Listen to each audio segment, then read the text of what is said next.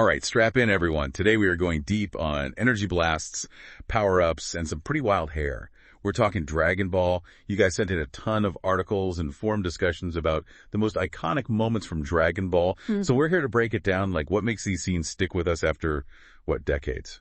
It really is a fascinating journey. I mean, Dragon Ball has been around for generations of fans now. You've got everything from Goku's first adventures in Dragon Ball to the crazy battles in Z, the sometimes controversial GT, and now the ongoing saga of Super. Where do we even start with all this? Well, one thing that jumps out right away is how many of these iconic moments are all about transformations. Yeah. It's like every Dragon Ball character has to get a crazy power-up and a new look to go with it. Absolutely, but it's deeper than just visuals, right? I think transformations in Dragon Ball, they're tied to like emotional breakthroughs or moments of intense struggle. Like, think about Goku's first Great Ape transformation back in the original Dragon Ball. It's this primal, almost scary show of power, but it also kind of hints at his Saiyan heritage and how he struggles with his own strength. Oh, that's a good point. It's not just about getting bigger and stronger. It's about, like, what that power means for the character. But didn't Goku eventually lose the ability to go Great Ape? Wouldn't that kind of mess up the whole foreshadowing thing? Yeah, you're right. He did lose that specific transformation. But I think the idea is still there. The Great Ape transformation introduces this concept that Goku's power has these limits that he just doesn't understand yet. Limits that are connected to him being, well, Saiyan. Later on, transformations like Super Saiyan build on that idea, exploring the emotional and even spiritual triggers that unlock new levels of power. Okay, yeah, I see what you mean. So even though that particular form disappears, the idea of Goku's potential being tied to his heritage sticks around for, well, the whole series. That's pretty clever. Exactly. And that's a big part of what makes Dragon Ball so interesting. There's always something more to discover, another connection to make. Speaking of connections, we got to talk about Super Saiyan. I mean, that's the transformation that defines Dragon Ball Z for a lot of people. You can't go to a convention without seeing someone with that spiky blonde hair. And for good reason, right? Goku's first time going Super Saiyan, triggered by Krillin's death, it's a huge turning point in the series. It looks amazing, of course, but it also brings in a whole new level of power, and the stakes get raised to a global, even universal level. It's definitely the most iconic transformation, for sure. But honestly, I've always liked the Super Saiyan 4 look from Dragon Ball GT better, just visually. That primal, almost beastly design with the red fur, it just stands out. I can definitely see that. I mean, GT might be a little controversial with fans, but the Super Saiyan 4 form leans into that whole Saiyan connection to their Great Ape origins. It's a pretty cool visual change from those more streamlined, golden-haired Super Saiyan forms. And it feels like it circles back to Goku's power being tied to his Saiyan heritage, even though GT isn't part of the main story, right? Almost like they were trying a different take on Saiyan potential. That's an interesting thought. It shows how the series has changed over time. All the different creative directions it's gone in. And we see even more of that in Dragon Ball Super, which brought in transformations like Super Saiyan God, Super Saiyan Blue, each with their own unique look and what they mean for Saiyan power. Yeah, Super Saiyan Blue was pretty crazy when it first showed up. Yeah. That blue hair and aura, it felt like a natural step from Super Saiyan God. But then it also brought in the idea of ki control and calmness being like essential to mastering that power. Exactly, and that's a really important point. These transformations aren't just about raw strength. They often show a character's inner growth and how well they understand ki, that life force energy, that fuels their abilities. Super Saiyan Blue astrally emphasized focus and control. Kind of a contrast to that rage-fueled transformation way back in Dragon Ball Z. And then, of course, you've got Ultra Instinct. That totally broke the internet when it debuted in Super. Like, streaming sites were literally crashing from so many people trying to watch Goku reach this new level. Ultra Instinct was definitely a game changer, yeah. Both visually and just the concept itself. Silver hair, shimmering aura, and the idea of just dodging any attack without even thinking. It felt like a complete shift for Dragon Ball. But what's really interesting is how Goku struggled at first to master the attacking side of Ultra Instinct. Yeah. It wasn't just about reacting and dodging. It was learning how to use that power to attack, too. It made the whole concept way more complex. And it kind of challenges that traditional Saiyan way of fighting, which is usually all about overwhelming strength and just aggression. Ultra Instinct, on the other hand, it's about achieving this perfect harmony and instinctual movement, almost like a martial arts philosophy taken to like the ultimate level. It feels like a statement about how Goku's character has changed too, right? He's always been a fighter who loves to push his limits.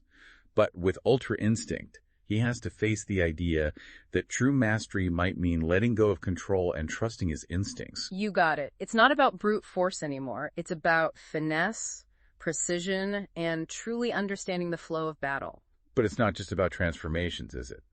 There are so many iconic moments in Dragon Ball that have nothing to do with hair changing color. You're absolutely right. Some of the most memorable scenes come from emotion, sacrifice, and just pure badassery. Like, think about Piccolo sacrificing himself to save Gohan in Dragon Ball Z. That one moment completely changed their relationship and made Piccolo go from villain to hero. It's funny you mention that, because that scene always gets to me. You have Piccolo, who starts out wanting to conquer the world, putting himself on the line to protect Gohan, who's just a kid at that point. Well, I know, right? It shows how Dragon Ball is so good at developing characters. It shows that even characters who start out as the bad guy can find redemption and make really deep connections. And talking about redemption, you can't forget Vegeta's sacrifice against Majin Buu. That moment where he finally lets go of his pride and embraces his love for his family and the Earth is, man, it's heartbreaking. That's the climax of Vegeta's whole story. It shows all the complicated parts of him and how his rivalry with Goku has changed him. He goes from this ruthless prince obsessed with power to a true warrior who understands sacrifice and protecting the people he cares about. It reminds you that iconic moments can be just as powerful emotionally as any visual transformation. But, let's be real, sometimes it's those huge beam struggles and crazy finishing moves that make a Dragon Ball moment unforgettable. Like, who can forget that first fight between Goku and Vegeta? That beam clash is burned into my brain. Pure visual adrenaline. Yeah, that first Goku and Vegeta fight, that was a huge turning point for the whole series. You have these two Saiyans, both incredibly powerful, going at it with everything they've got. The whole planet is at stake, and Goku has to push his Kaioken technique to the absolute limit. I remember reading somewhere that the animators actually had a tough time showing how strong that beam struggle was. They had to get creative to show the energy, like rippling and distorting everything around them. It's really amazing when you think about the artistry and skill that went into making those visuals so iconic. And it's not just the raw power either, it's that emotional intensity too. You can just feel how desperate Goku is, how determined he is to protect his friends and the Earth. And Vegeta's just so proud, even when he's clearly outmatched. He just won't give up. It's that clash of personalities, that unbreakable will that makes it so good. Exactly. And speaking of unbreakable will, we can't forget about Trunks arriving from the future. He just shows up, slices Frieza apart like it's nothing, and instantly becomes the coolest character in the series. Oh yeah, talk about making an entrance. But for anyone who hasn't seen the series, it's probably worth explaining that Trunks is actually Vegeta's son from the future. And he travels back in time to warn Goku about a huge threat and to get ready for it. It totally changes things up and adds this whole time travel element to the story. Yeah, it brings in this sense of legacy and consequence that wasn't there before. Trunks is fighting not just for himself, but for his family and the entire world's future. And that idea of legacy, it shows up in other iconic moments too, like the father-son Kamehameha against Cell. Man, that scene, every time, seeing Gohan struggling against Cell and then getting guidance from his dad, Goku, who's, dead at this point, and then they combine their Kamehamehas to take Cell down. It's just perfect. It's this beautiful mix of power and just feeling. It really reinforces that idea that family bonds are stronger than death in Dragon Ball. But of course, not every iconic moment has to be a tearjerker. Sometimes it's just pure craziness and humor that makes the scene stick with you. Like that "It's over 9,000" line. I mean, come on. That's a meme that will never die. It really shows how much impact the Ocean dub had on Dragon Ball fans. That line, delivered with so much passion, so much disbelief, it captured how powerful Vegeta was. It went beyond just language. And it spawned so many parodies, remixes, you name it. It just proves that sometimes the most unexpected moments become the most iconic. It's all about how those moments connect with people, whether it's the visuals, the emotions, or even just the absurdity of it. And speaking of unexpected, we can't forget Goku using instant transmission to teleport right in front of Cell for that final Kamehameha. That was such a smart move, a perfect combo of strategy and raw power. It's like he used his signature move in a completely new way. It shows he's not just a fighter, but a thinker too. It shows how important it is to outsmart your opponent, Even in a world where power levels seem to be everything, sometimes the best move is the one no one sees coming. And while we're talking about moves no one saw coming, what about Gohan's transformation into Gohan Beast in that recent movie Dragon Ball Superhero?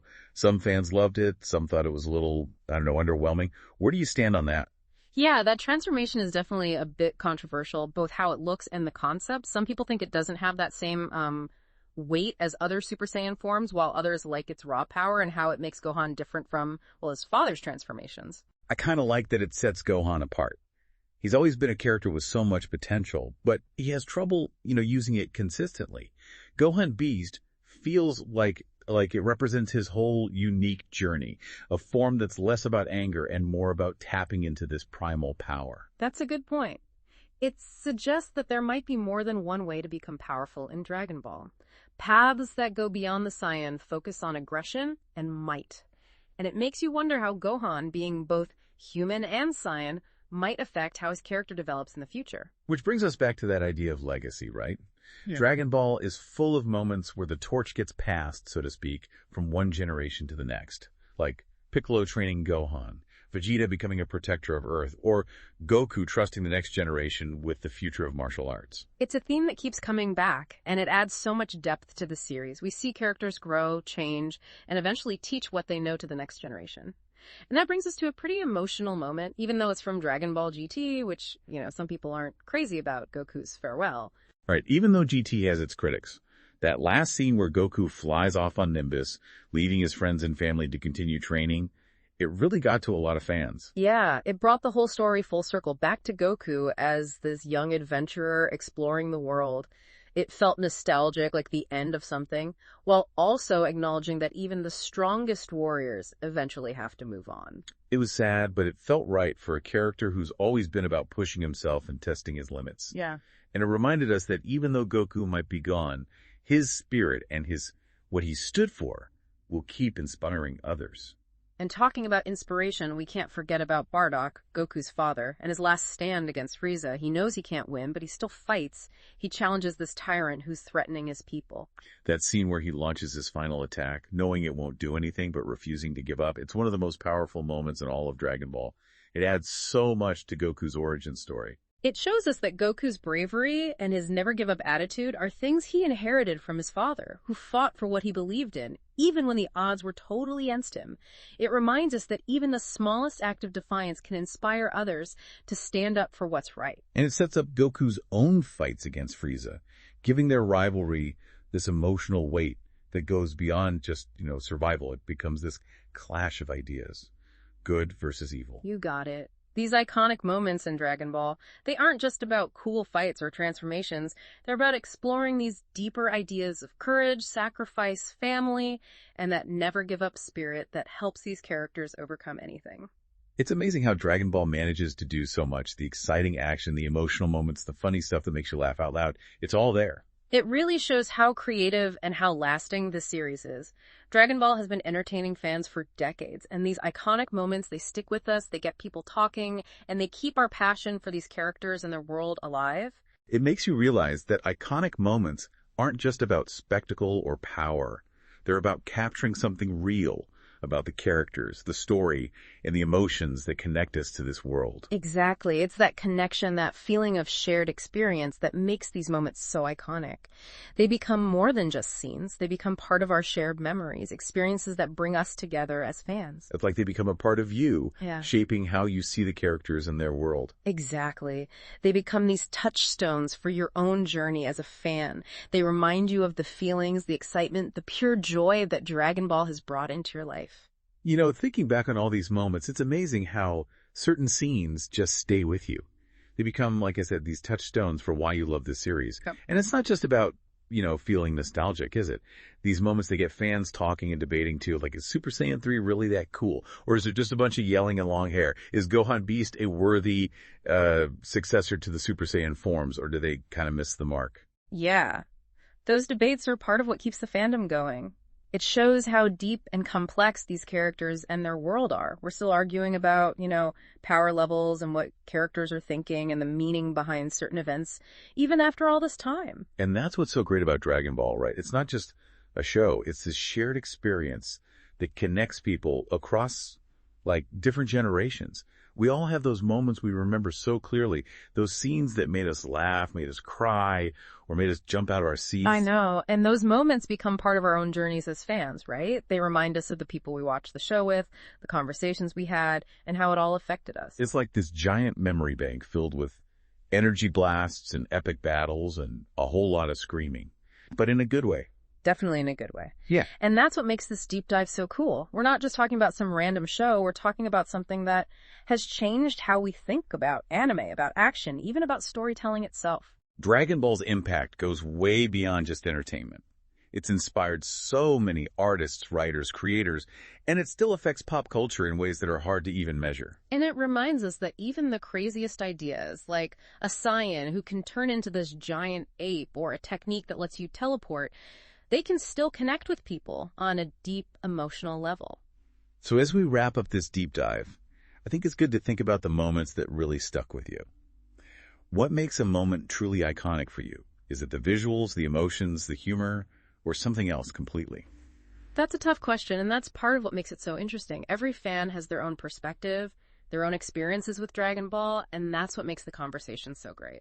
So keep those discussions going. Revisit those favorite moments, and maybe even share them with someone who's never seen Dragon Ball. You never know. You might just get them hooked. And who knows, maybe years from now, we'll be talking about a whole new set of iconic moments from Dragon Ball Super, or whatever crazy adventures Goku and his friends get up to next. Until then, keep those energy levels high, and may your spirit bombs always hit their mark. Thanks for joining us on this deep dive.